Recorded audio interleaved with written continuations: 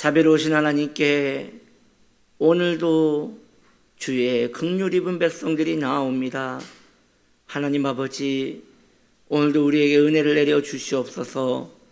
오늘은 월요일입니다. 또 한 주를 살아내는 우리 성도님들에게 능력과 힘과 주님을 더 사랑하는 마음 더하여 주옵소서. 예수님의 이름으로 기도드립니다. 아멘. 하나님 말씀 출애굽기 16장 15절 말씀입니다.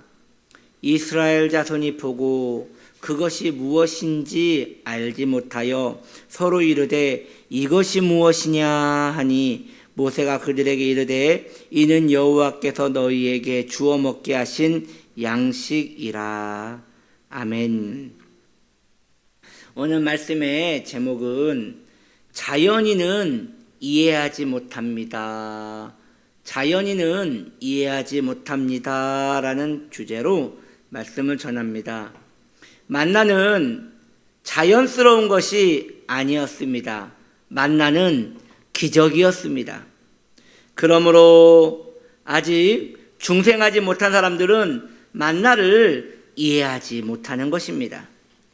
만나의 뜻 그 자체가 이것이 무엇이냐입니다. 만나라는 그 이름 뜻이 이것이 무엇이냐라고 한 것이지요. 우리가 잠시 상상해보면 알 수 있듯이 이스라엘 백성들이 제일 먼저 만나를 보고 했던 말이 아마 이 말이 아닐까 싶습니다. 하나님께서 이것이 만나라고 말한 것이 아니라 이스라엘 백성들이 희고 작은 둥근 게 바닥에 쫙 깔려 있는데 이것을 먹으라고 하니까 그걸 보면서 이게 뭐니? 이게 무엇이지? 이게 히브리어로 만나 했던 것이죠. 이 땅에 지식으로는 만나를 이해하지 못합니다. 만나 그 이름 자체가 그것이 무엇인가 이니 말입니다. 믿음의 백성, 하나님께 자신을 드린 영혼은 누구나 말씀을 매우 소중하게 생각합니다. 왜입니까? 무엇인지 알기 때문입니다. 이것이 내게 얼마나 소중한 것인지 알기 때문입니다. 그러나 자연인들은, 하나님을 알지 못한 자연인들은 그것이 무엇인지 알 수가 없는 것입니다. 물론 믿음의 성도일지라도 은혜에서 멀어지면 말씀에 대한 흥미가 떨어지기도 하지만 그것에 대하여 가만히 있지 않습니다. 성도는 곧 그것으로 인하여 가슴을 아파하며 답답해하며 말씀의 은혜를 회복하려 하는 것입니다. 왜입니까? 이미 그의 지식 안에 말씀에 대한 소중함이 얼마나 큰지를 알고 있기 때문입니다. 그것이 자신의 생명보다 귀한 것임을 알기 때문인 것이지요. 그래서 신실한 하나님의 백성들은 성경을 읽다가 어느 순간에 자신이 그저 글로만 읽고 말씀이 머리에 하나도 안 들어온다는 것을 알고 있습니다. 그리고 그 순간 내가 세상 염려에 너무나 빠져서 하나님의 말씀에 더 집중을 하지 못하는구나 라는 마음에 죄책감을 갖고 다시 고개를 떨구고 하나님께 말씀을 이해하게 해달라고 기도한 후에 다시 말씀을 읽게 되는 것입니다. 여러분 자주 그런 경험을 하지 않았습니까? 어느 날 말씀을 읽는데 말씀이 눈으로는 읽고 있는데 무슨 말인지 하나도 모르겠는 거예요. 그것이 성경이 어려워서가 아니라 너무 머리와 마음속에 세속의 염려와 근심과 걱정이 가득 차서 말씀 들어올 공간이 아예 없는 것이지요. 그것으로 인하여 성도는 가슴 아파하며 다시 마음을 청산하여 말씀에 더 집중하게 되는 것입니다. 그만큼 말씀이 자신에게 소중하다는 것을 알기 때문에 그것이 자신의 생명보다 귀한 것임을 알기에 성도는 포기하지 않는 것이지요.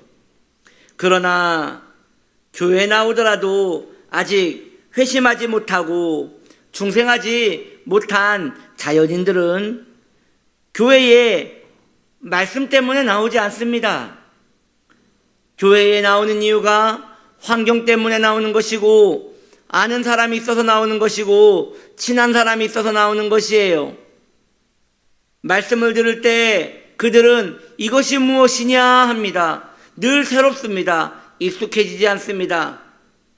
그러나 하나님을 섬기는 믿음의 백성들은 환경과 사람을 보지 않습니다.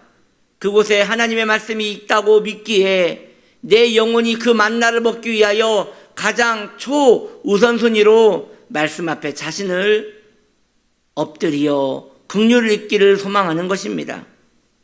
그러므로 믿음의 성도들은 말씀을 이해하지 못하고 말씀에 대해 흥미를 가지지 못하는 자들에게 말씀을 깨닫게 해주기보다는 그 영혼이 속히 구원받기를 원해야 하는 것입니다. 성경 공부를 통하여 말씀이 이해되는 것이 아니에요. 구원을 받아야지, 중생을 받아야지, 하늘의 빛이 비추어야지 말씀이 이해되어지는 것이에요. 은혜의 빛이 비추어지면 그 영혼은 갑자기 말씀에 대한 허기짐이 생길 것입니다. 그 이유는 그의 영혼이 살아났기 때문인 것입니다. 그 영혼이 살아났기에 말씀에 대한 감각들도 살아나서 그 말씀을 가까이 대하고자 하는 욕구가 생기는 것입니다. 그러므로 말씀을 읽어야지, 말씀을 사모해야지, 말씀에 내 영혼이 푹 담겨야지라는 그 거룩한 욕구는 아무나 생기는 것이 아니에요. 주님의 은총을 입고 그 은혜 안에 머무는 성도만 누릴 수 있는 복인 것입니다. 그러므로 자연인들은 만나를 이해하지 못합니다. 하늘의 것이기에 이해하지 못하는 것입니다. 저는 너무도 걱정됩니다.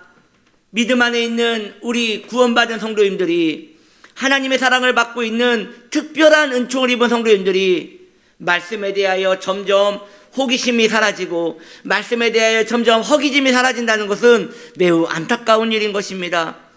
귀한 성도님들이요, 여러분의 마음이 말씀에서 멀어지고 있다면 지금 여러분은 하나님과 멀어지고 있는 것입니다. 그 말씀에 대한 깨달음과 그 말씀에 대한 호기심보다 더 깊이 들어가 그 말씀이 내 영혼에 주는 충족감, 그것을 느끼지 못하고 그저 말씀의 호기심에만 남아있다 하더라도 그것 또한 위험한 것입니다. 그저 말씀 한 구절이 내 영혼을 축축하게 적시는 은혜가 있어야 하는 것이에요. 그 말씀이 꼭 주님이 나에게 하시는 말씀같이 내 영혼에 만족이 있어야 하는 것이에요. 그렇지 않으면 성도라 할지라도 그저 글만 읽고 이것이 무엇이냐라고 말하는 자연인과 같은 반응을 보일 수밖에 없는 것입니다.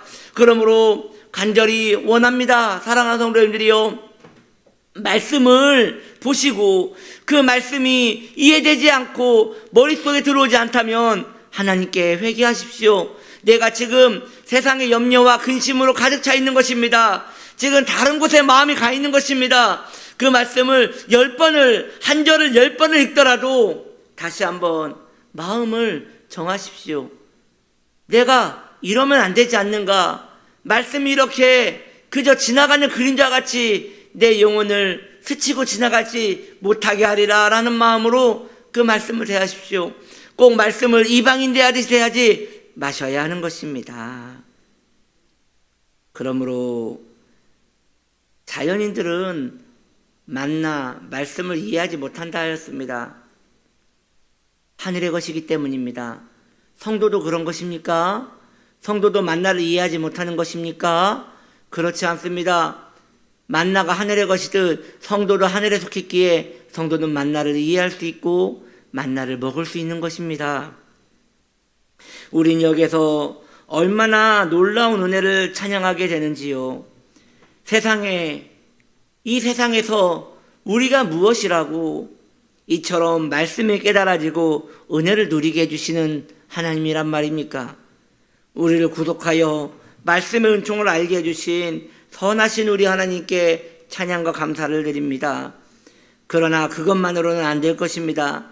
말씀에서 멀어져 말씀이 좋은 줄은 알지만 계속 흥미가 떨어지고 말씀에 대한 실증이 생겨서 말씀을 멀리한 지 오래되신 성도님들이 계신 줄 압니다. 내 영혼이 초라해졌기 때문입니다. 내 영혼이 주님 아닌 것으로 배부르려 했기 때문인 것입니다. 말씀을 사랑함으로 우리 인생에 하나님의 사랑의 빛이 다시 한번 비추어져서 영혼의 복된 부유함이 저와 여러분 마음에 충만하시기를 예수님의 이름으로 축복합니다. 기도합니다. 하나님 아버지, 자연인들은 만나를 이해하지 못합니다. 이것이 무엇이냐라고 하며 그들은 어떤 것도 얻을 수 없습니다. 그러나 하늘에 속한 그의 백성은 하나님의 말씀을 사랑하게 되나이다. 주님, 우리가 말씀과 사랑에 빠져 그 말씀 안에서 영원히 머물 수 있도록 우리에게 복을 내려 주소서. 예수님의 이름으로 기도드립니다. 아멘.